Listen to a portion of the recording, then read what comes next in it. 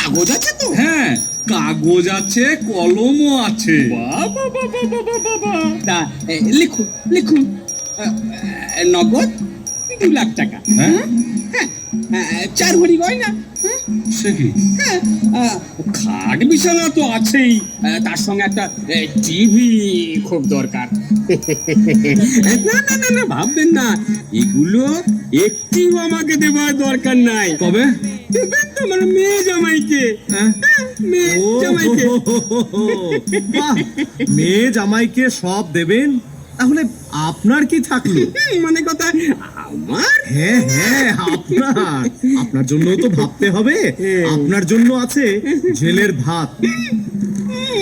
মানে কথা, তার মানে মানে আপনারা কি জানেন না 18 বছরের নিচে বিবাহ দেওয়া আইনত দণ্ডনীয় অপরাধ, তার উপর আবার দেনা পাওনার হিসাব করছেন।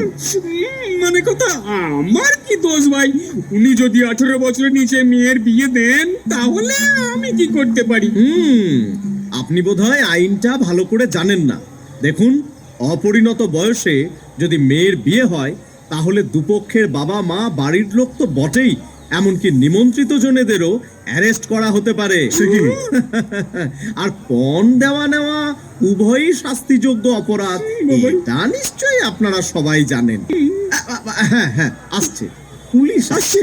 হ্যাঁ, পুলিশ পুলিশ পুলিশ আসছে। পুলিশ? আবার আবার পুলিশ কেন? পুলিশে খবর আমি দিইনি, দিয়েছে আপনার মেয়ে তারা।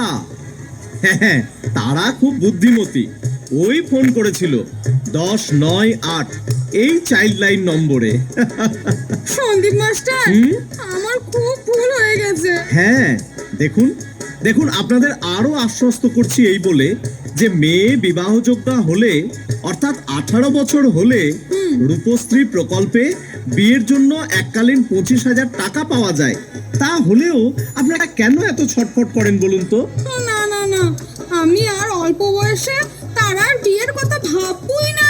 আমিও, মানে কথা আমিও ছেলে বিয়ে দেওয়ার আগে মেয়ের বয়স